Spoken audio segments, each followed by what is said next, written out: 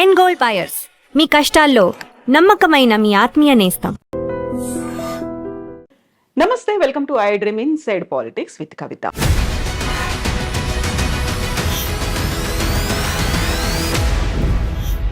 నలభై 47వ అధ్యక్షుడిగా డొనాల్డ్ ట్రంప్ బాధ్యతలు స్వీకరించిన తర్వాత ర్యాపిడ్ ఫైర్లో ఆదేశాలు జారీ చేస్తున్నారు. జన్మతహా వచ్చే పౌరసత్వాన్ని రద్దు చేశారు. విదేశాలకు చేసే సహాయాన్ని 90 రోజుల పాటు నిలుపు చేశారు. దీంతో పాటుగా H1 వీసాల మీద చర్చలు, వాదనలు కొనసాగుతున్నాయని చెప్పారు. అండ్ ఆంక్షలు కూడా కొనసాగుతున్నాయి. భారతదేశం మీద ద్వైపాక్షిక సంబంధాలు ఎలా ఉండబోతున్నాయి? ఈ ఎగ్జిక్యూటివ్ ఆర్డర్స్ భవిష్యత్తులోనూ ఇలాంటి సంచలనాలనే కలిగించబోతున్నాయా? మనతో పాటుగా ఉన్నారు డాక్టర్ జయప్రకాష్ నారాయణ గారు. సార్ నమస్తే.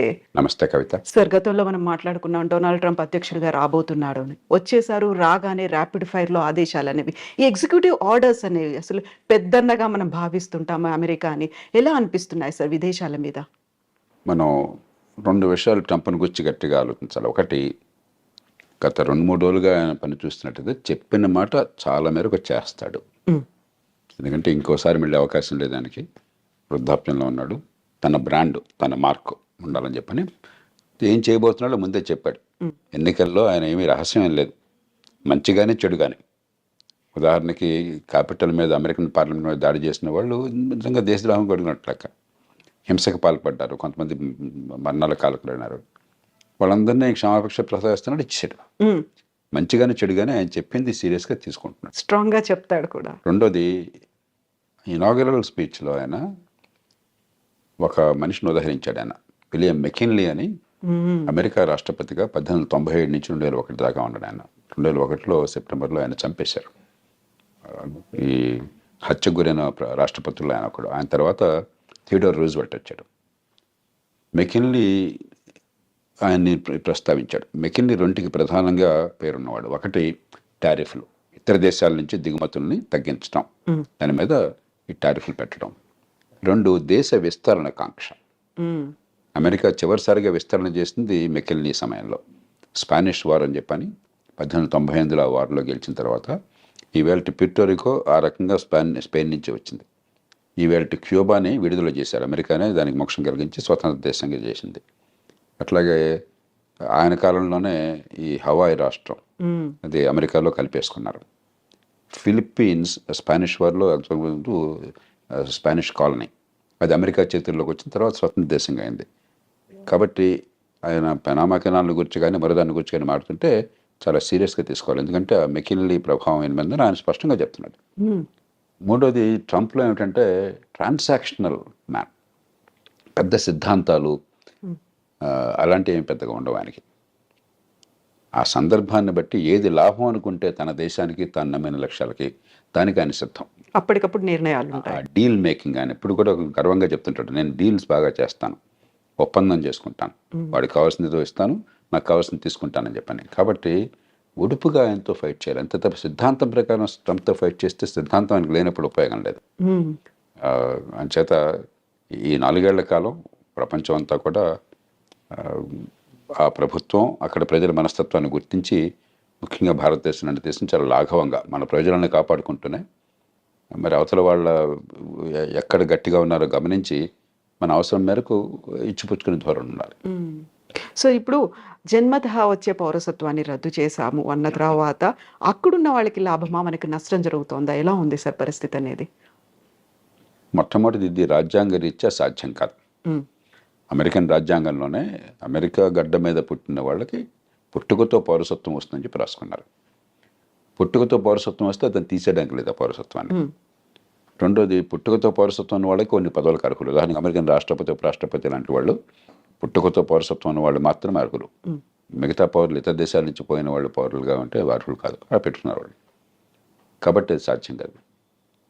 కానీ ఆయన ఎందుకు చేశాడంటే ఆయన 2 కారణాలుగా, ఒక బలమైన సంకేతాన్ని ఇవ్వాలి, అక్రమ వలసదారులకి వ్యతిరేకము, నేను క్షమించను అని చెప్పడానికి. రెండోది, ఇది ఖచ్చితంగా సుప్రీంకోర్టు దాకా పోతుంది. అమెరికాలో తుమ్మిన దగ్గర సుప్రీంకోర్టు దాకా వెళుతుంది. ఎందుకంటే అది లిటిగేటియస్ సొసైటీ. ప్రతిదానికి ఒక కోర్టుల వివాదాలు, దావాలు, ఆ దేశ సాంప్రదాయంలో భాగం అది, ఆ దేశం జన్యువుల్లో భాగం అది. సుప్రీంకోర్టుకి వెళుతుంది. 100కి 99 పాళ్ళు సక్రమంగా ఆ దేశంలోకి చట్టబద్ధంగా ప్రవేశించిన వాళ్ళు సంతానం కనుక అయినట్టయితే దాని పౌరసత్వాన్ని సుప్రీంకోర్టు కాదనలేదు. కానీ అక్రమంగా ప్రవేశించిన వాళ్ళైతే అన్డాక్యుమెంటెడ్ ఇమిగ్రెంట్స్ అంటాం, వాళ్ళకి ఇప్పుడు వాళ్ళ పిల్లలకి పుట్టుకతో పౌరసత్వం ఇవ్వవద్దన్న విషయంలో బహుశా సుప్రీంకోర్టు మరి ఇంకొక స్టాండ్ తీసుకోవచ్చు.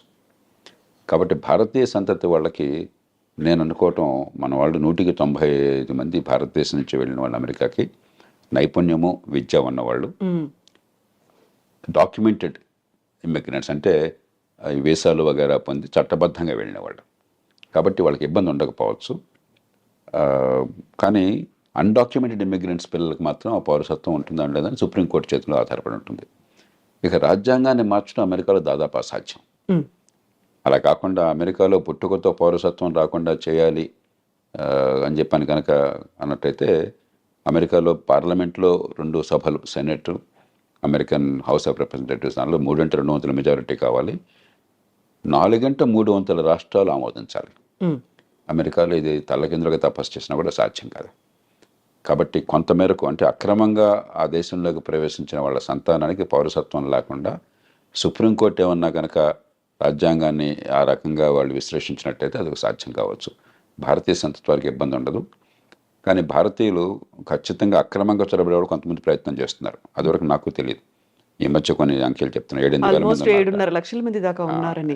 అది దాన్ని మనం ప్రోత్సహించకూడదు. అలాంటి వాళ్ళకి ఇబ్బంది కలిగితే దానికి మనం బాధ కూడా పడకూడదు. ఎందుకంటే మన దేశ బ్రాండ్ పోతుంది. ఇక్కడ చదువుకున్న వాళ్ళు, నైపుణ్యం ఉన్నవాళ్ళు పద్ధతి ప్రకారం వస్తున్నారు, ఆ దేశానికి మంచి చేస్తున్నారని చెప్పిన భావం ఒక బ్రాండ్ ఉన్నది. అలా కాకుండా మనం కూడా ఇతర దేశాలలాగా అక్రమంగా చొరబడుతున్నారు, దక్షిణంలో సరిహద్దు నుంచో లేదా కెనడా నుంచో ఇల్లీగల్గా వెళుతున్నారు, ఇక్కడ సరిపడిపోతున్నారని చెప్పిన భావం ఉంటే మన దేశానికి నష్టం, కొంతమందికి లాభం కలగచ్చు.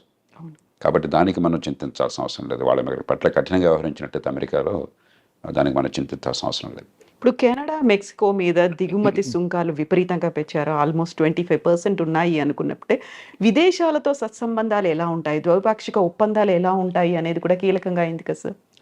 ఆయన తీరు ఏమిటంటే, ఎక్కడైనా బావగానే వంగతోట దగ్గర బావ కాదు. కాబట్టి నువ్వు కెనడానా, మెక్సికోనా, యూరప్పా, ఇండియానా నాకు అనవసరం. నాకు లాభం ఏంటి, నా నుంచి నువ్వు పొందుతున్నావు నాకు రావట్లేదు అనుకుంటే వెంటనే ఆయన ఎదురు తిరుగుతాడు. కెనడా, మెక్సికోలు తీసుకుంటే ఉదాహరణకి మంచి ఉద్దేశంతో అమెరికా ఏం చేస్తున్నారు, north American free trade agreement అని చెప్పని బిల్ క్లింటన్ కాలంలో నాఫ్తా అంటారు. దాంతో ఏమైందంటే కెనడా నుంచి కానీ మెక్సికో నుంచి కానీ దిగుమతులు అమెరికాకి, లేకపోతే అమెరికా నుంచి ఆ దేశాలకు ఎగుమతులు ఏమీ సుంకాలు లేకుండా, ఏ రకమైన అడ్డంకులు లేకుండా వచ్చే ఏర్పాటు జరిగింది. దాంతో ఏమైంది, అమెరికాలో కొంచెం ఖర్చు ఎక్కువ, తలసరి ఆదాయం ఎక్కువ కాబట్టి, లేబర్ కాస్ట్ చాలా ఎక్కువ కాబట్టి, ఆ కాస్ట్ ఆఫ్ ప్రొడక్షన్ తగ్గించడం కోసం అమెరికన్ వ్యాపారవేత్తలు చాలామంది కెనడాలో పెద్ద పెద్ద ఎత్తున పరిశ్రమలు పెట్టారు. ఉత్పత్తి కెనడాలో జరుగుతుంది, ఆ కార్లు కానీ మిగతావి కానీ అమెరికాకు వెంటనే సరిహద్దే కదా, పక్క దేశమే కదా, అమెరికాకు వెంటనే వచ్చేస్తున్నాయి. అమెరికన్ వినియోగదారులకు లాభం జరుగుతుంది, కానీ అమెరికన్ ఉత్పత్తిదారులు నష్టపోతున్నారు. సమస్య వినియోగదారులకేమో చవకగా మంచి మన్నికల వస్తువులు కావాలి, ఉత్పత్తి చేసేవాడికి మనకు లేబర్ మార్కెట్లో ఉద్యోగాలు దొరకాలని చెప్పంటే మన దేశంలో ఉత్పత్తి జరగాలి.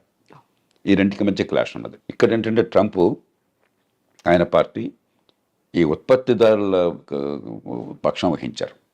మన దేశంలో మన వాళ్ళకి ఉద్యోగాలు రావాలి, వాళ్ళకేమిటి రావటం అని చెప్పన్నది. అలాగే అంతకంటే అమెరికాకి చాలా ఇబ్బంది కలిగించేది ఏంటంటే, చైనా వాళ్ళు అర్థం చేసుకున్నారు మన మీద ఆంక్షలు పెడతారు ఉన్న కొద్దికిని. ఎందుకంటే అదివరకు జపాన్ చాలా అమెరికా భావించేవాడు రొనాల్డ్ రేగన్ కాలంలో. జపాన్ అన్ని ఎగుమతి చేస్తుంది, మనం పెద్దగా ఎగుమతి చేయలేకపోతున్నాం, వాళ్ళకి మన దేశం మొత్తం వాళ్ళ వశమైపోతుంది, మన డబ్బంతా వాళ్ళ చేతుల్లో చేరుతుందనే భావం బలంగా ఉండేది. ఇప్పుడు చైనా మీద అలాంటి భావం ఉన్నది. చైనాతో ట్రేడ్ సర్ప్లస్, చైనాకి $200-300 బిలియన్ ట్రేడ్ సర్ప్లస్ ఉంది అమెరికాతో. కాబట్టి డాలర్లన్నీ కొన్ని ట్రిలియన్ల డాలర్లు చైనాలో పోగొడుతున్నాయి. మరి మనం వదిలేస్తే పూర్వం జపాన్ వాళ్ళు అమెరికాలో పెద్ద కంపెనీలు కొన్నట్టుగా చైనా వాళ్ళు కూడా అమెరికా ఆర్థిక వ్యవస్థను సొంతం చేసుకుంటారు. కాబట్టి అది జరగకూడదు అని చెప్పని ఆంక్షలు పెడుతుంటే చైనా వాళ్ళు ఏం చేస్తున్నారు తెలివిగాను, మెక్సికోలో ఫ్యాక్టరీలు పెట్టారు. మెక్సికో సంతోషంగా ఆహ్వానిస్తుంది, ఏ దేశమైన విదేశీ పెట్టుబడులను ఆహ్వానిస్తుంది. మనం కూడా ఎవరైనా పెట్టుబడులు పెడతామంటే మనం సంతోషంగా రమ్మని చెప్పంటాం మన దేశంలోకి. కాబట్టి చైనా వస్తువులు చైనా నుంచి రాకుండా మెక్సికో నుంచి వస్తున్నాయి. ఈ 2 కారణాలుగా ఆయన గట్టిగా విరుచుకుపడుతున్నాడు. మూడో దానికి కోపం ఏమిటంటే, దానికి కొంత ఆధారాలు కూడా ఉన్నాయి. అమెరికా ఇవాళ ప్రపంచంలో మాదక ద్రవ్యాలు ఈ డ్రగ్స్కి ప్రపంచ క్యాపిటల్ అయిపోయింది. డిమాండ్ అక్కడ విపరీతంగా ఉన్నది. కొన్ని కోట్ల రూపాయలు ఖర్చు పెట్టడానికి సిద్ధంగా ఉన్నారు అక్కడ జనం కొనటం కోసం చెప్పని. మత్తుకి అలవాటు పడ్డ వాళ్ళు చాలామంది ఉన్నారు, బానిసలు అయిపోయినారు. అవన్నీ ఎక్కడి నుంచి వస్తున్నాయి?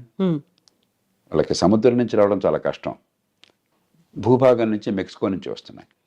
ఎప్పుడైతే దీనిలో కొన్ని కోట్ల డాలర్ల లాభం ఉన్నదో కార్టెల్స్, బలమైన సంఘటిత నేరస్తులు, గతంలో మాఫియాలు అనేవాళ్ళం, ఈ మాఫియాలు డ్రగ్ కార్టెల్స్ అంటాం, వాళ్ళు వందల బిలియన్ల డాలర్ల డబ్బులు చేసుకుంటున్నారు.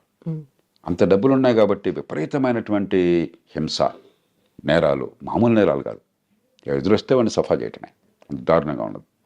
కాబట్టి వాళ్ళని అరికట్టాలని చెప్పన్నా కూడా దక్షిణ బార్డర్, ముఖ్యంగా మెక్సికో బార్డర్తో ఒకటి ఇమ్మిగ్రెంట్స్ రాకుండా ఆపాలి, రెండు ఇది డ్రగ్స్ రాకుండా ఆపాలి. అందుకనే ఆయన డ్రగ్ కార్టెల్స్ని టెర్రరిస్టులుగా ప్రకటించాడు. అప్పుడు అమెరికన్ చట్టం కింద చాలా అధికారాలు వస్తాయి రాష్ట్రపతికి. అవసరమైతే మెక్సికోలోకి తన సైన్యాన్ని పంపించి దాడులు చేసి వాళ్ళని చంపే హక్కు కూడా వస్తుంది అన్నమాట. అంచేత మెక్సికో విషయం ప్రత్యేకం. కానీ మొత్తం మీద ఖచ్చితంగా ఆయన చైనా మీద కానీ, చివరికి వీలుంటే అవసరమైతే మన మీద కానీ ఆయన అవసరమైతే టారిఫ్లు పెడతాడు. ఎందుకంటే మనతో ఉదాహరణకి పెద్ద చైనా లాగా కాకపోయినా మనకు కూడా 15-20 బిలియన్, 20-25 బిలియన్ డాలర్లు, 30 బిలియన్ డాలర్లు మనకి సర్ప్లస్ ఉన్నది. అమెరికా ఒక్కటే పెద్ద దేశం, భారతదేశం ట్రేడ్ సర్ప్లస్ ఉన్న దేశం అమెరికా ఒక్కటే పెద్ద దేశాల్లో, 35 బిలియన్ డాలర్లు. చైనాతో మనకి 90-100 బిలియన్ డాలర్ల లోటు ఉన్నది, అమెరికాతో 30-35 బిలియన్ డాలర్ల సర్ప్లస్ మిగులు ఉన్నది. ఆయనకి ఎక్కడ ఏ దేశానికి తన దేశంతో వాణిజ్యంలో మిగులున్నా సరే ఆయనకి వెంటనే అక్కసు, వాడు వస్తువులు మన దగ్గర అమ్ముకుంటున్నాడు, మనం అమ్మలేకపోతున్నాం అని చెప్పని. హ్యార్లీ డేవిడ్సన్ ఒక కంపెనీ ఉంది, ట్రంప్ 2-3 సార్లు దాని గురించి ప్రస్తావించాడు. ఈ మోటార్ సైకిల్ నడుపుతారు, అవి ఏమిటో నాకు తెలియదు కానీ కొంచెం ఈ కుర్రాళ్ళు కొందరు మోసపోతారు, చాలా ఖరీదైనటువంటివి. మన వాళ్ళు ఖరీదైన వస్తువులు మన దేశంలో లగ్జరీ ట్యాక్స్ చాలా ఎక్కువ పెడతాం. ఆయన 2-3 సార్లు ప్రస్తావించాడు, ఇండియా టారిఫ్ కింగ్, చూడండి హార్లీ డేవిడ్సన్ మోటార్ సైకిల్ మీద టారిఫ్ పెట్టారని చెప్పని. అలాంటి విషయాల్లో మనం కొంచెం సౌమ్యంగా, పెద్ద నష్టమే లేదు, ఆయనకి ఏదైతే గట్టిగా బుర్రలో ఉందో దాన్ని తగ్గించేసుకోవాలి, మనకి ఇబ్బంది లేకుండా చూసుకోవాలి. కొంతమేరకు అమెరికా నుంచి వస్తువులు మన దేశం రావడానికి మనం అనుమతించాలి వస్తే టారిఫ్లు తగ్గించి. ఎందుకంటే ఆయనతో గొడవ పెట్టుకుని మనం టారిఫ్లు పెంచేసుకుంటే మనం నష్టపోతాం. కాబట్టి మనం కొంత లౌక్యంగా వ్యవహరించాలి. మనకంటే ఇబ్బంది చైనాకి ఎక్కువ జరుగుతుంది, ఎందుకంటే చైనా మీద చాలా అక్కసు ఉన్నది, ఒకటి అమెరికాతో ధీటుగా ఉన్నదని. రెండోది, ఈ మధ్య గట్టిగా ఆయన చేసిన ప్రకటన, దాన్ని కూడా సీరియస్గా తీసుకోవాలి. కొంతకాలం క్రితం ఈ బ్రిక్స్ దేశాలు, ప్రధానంగా చైనా, రష్యా, భారత్, ఈ 3 మిగతా దేశాలకు 7 ఉన్నాయి. ఇవన్నీ ఏమిటంటే డాలర్కి పోటీగా వేరే కరెన్సీని పెంచాలని చెప్పని ఒక ఆలోచన చేశారు. ఏషియన్ కరెన్సీ యూనిట్ అని, ఏసీయూ అని, లేకపోతే మరో పేరుతోనూ బ్రిక్స్ కరెన్సీ ఒకటి పెట్టాలని. ఈ లావాదేవీలు ఈ దేశాల మధ్య డాలర్ అవసరం లేకుండా ఎగుమతులు దిగుమతులు జరిగినాయి అనుకోండి. ఉదాహరణకి రష్యా ఉంది, రష్యాతో ఇప్పుడు డాలర్ల వాణిజ్యం సాధ్యం కాదు అమెరికా ఆంక్షల వల్ల. మనకి రష్యా వాళ్ళ ఆయన ముడి చమురు పంపిస్తుంది, మనం డబ్బులు ఎలా ఇస్తున్నాం వాళ్ళకి? రూపాయలు ఇస్తున్నాం. రష్యాకి రూపాయలు ఉపయోగం లేదు. అలా కాకుండా ఈ అన్ని దేశాలకు ఒక కరెన్సీ ఉందనుకోండి, ఆ కరెన్సీ మనం కూడా వాడడం మొదలెట్టామనుకోండి, రష్యా దగ్గర ఆ కరెన్సీ చేరినప్పుడు మన దేశంలోంచి ఎగుమతులు వాళ్ళకి ఏం లేకపోయినా అదే కరెన్సీ చైనాలో చలామణి అయిందనుకోండి, చైనా నుంచి వాళ్ళు బోల్డ్ ఎగుమతులు తీసుకోవచ్చు. చైనా అంతా ఎగుమతి చేసే దేశం కదా, ఇట్లా పనికి వస్తుంది ఈ 9-10 దేశాలు. ఒక ఆలోచన ఉన్నది. ఆయన నిర్మోహటంగా చెప్పాడు, మీరు కనుక అలాంటి ఆలోచన పెట్టినట్టయితే మీ మీద 100% టారిఫ్లు పెడతానన్నాడు. కాబట్టి అది ఆలోచన మనం పూర్తిగా దానికి దూరం అయిపోవాలి. ఎందుకంటే మనం అమెరికాతో కయ్యానికి దిగి నష్టపోయే శక్తి మనకు లేదు. చైనా లాంటి దేశాలకు ఇలాంటిది పెరగాలని కోరుకుంటుంది. కాబట్టి ఇలాగా మనం ఒడుపుగా వ్యవహరించాలి ఖచ్చితంగా. కానీ మొత్తం మీద చూస్తే ప్రపంచంలో ఇతర దేశాలతో పోలిస్తే పెద్దగా ఇబ్బందులు లేకుండా ఉండే దేశం భారతదేశం. ట్రంప్ వల్ల అమెరికాతో మనకున్న సత్సంబంధాలు, వాళ్ళకి మనకి ప్రపంచంలో సమానమైన ప్రాపంచిక దృక్పథం ఉన్నది.